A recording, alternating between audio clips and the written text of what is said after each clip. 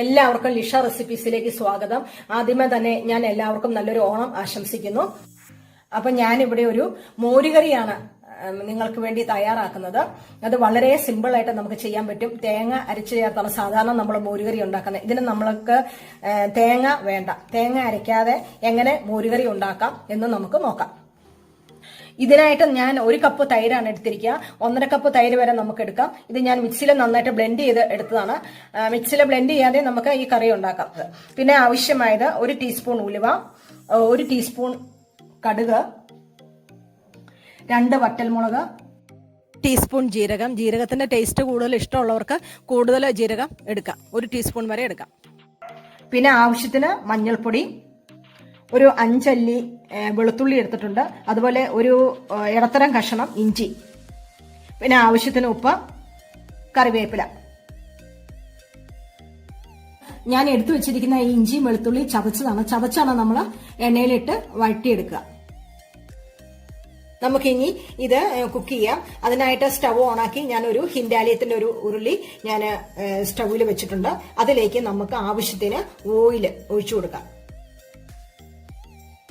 Oil ചൂടായി വന്നിട്ടുണ്ട്. ഇനി ഇതിലേക്ക് നമുക്ക് ആദ്യമേ കടുക് ഇട്ട് കൊടുക്കാം.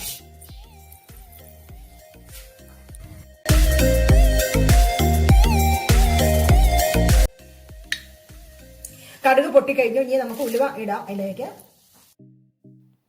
ഇനി ഇതിലേക്ക് 1/2 ടീസ്പൂൺ ജീരകം നമ്മൾ ഇട്ട് കൊടുക്കുക. ജീരകം ഓരോരുത്തരുടെ ഇഷ്ടം അനുസരിച്ച് കൂട്ടിയും കുറച്ചും എടുക്കാം. പിന്നെ നമ്മൾ മുറിച്ച് വെച്ചിരിക്കുന്ന വറ്റൽമുളക്, പിന്നെ കറിവേപ്പില ഇത്ര ഇട്ട് കൊടുത്ത് നന്നായിട്ട് വഴറ്റുക. ഇനി ഇതിലേക്ക് ചതച്ച് വെച്ചിരിക്കുന്ന ഇഞ്ചി വെളുത്തുള്ളി ഞാൻ ചേർത്ത് കൊടുക്കണം.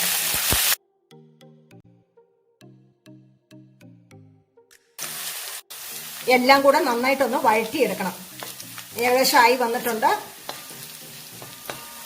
ഇനി ഇതിലേക്ക് മഞ്ഞൾപ്പൊടി ചേർത്ത് കൊടുക്കാം.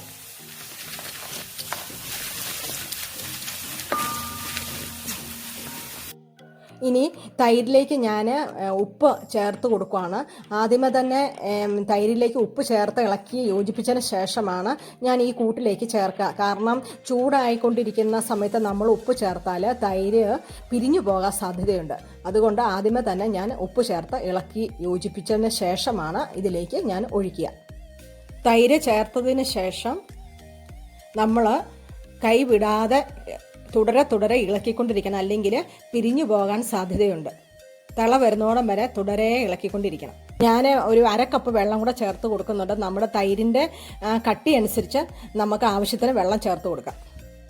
ലൈറ്റിൻ്റെ ചെറിയ പ്രശ്നമുള്ളതുകൊണ്ട് ആ വീഡിയോ ഷൂട്ട് ചെയ്തത് ചെറിയ പോരായ്മകൾ വന്നിട്ടുണ്ട്. അപ്പോൾ എല്ലാവരും ക്ഷമിക്കണം. അടുത്ത വീഡിയോയിൽ അത് നന്നായി എടുക്കാനായിട്ട് ശ്രമിക്കുന്നുണ്ട്. അപ്പോൾ എന്തെങ്കിലും ഡൗട്ട്സുകളോ കമൻസോ ഉണ്ടെങ്കിൽ താഴെയുള്ള കമൻറ്റ് ബോക്സിൽ ദയവായി അറിയിക്കുക. നന്നായിട്ട് ആവി വന്ന് തുടങ്ങിയിട്ടുണ്ട്. നമ്മൾ തുടരെ ഇളക്കി കൊടുക്കണം, അല്ലെങ്കിൽ പിരിഞ്ഞു പോകും. നല്ല ഒരു തിള വന്ന് തുടങ്ങുമ്പോഴേക്കും നമുക്ക് സ്റ്റൗ ഓഫ് ചെയ്യാം.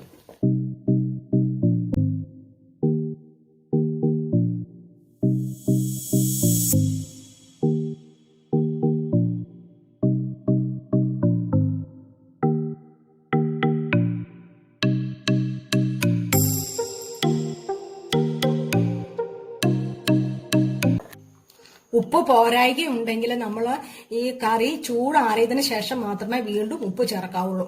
ചൂടായ കറിയിലേക്ക് ഉപ്പ് ചേർത്താൽ ഈ മോരുകറി പിരിഞ്ഞു പോകാൻ സാധ്യതയുണ്ട്.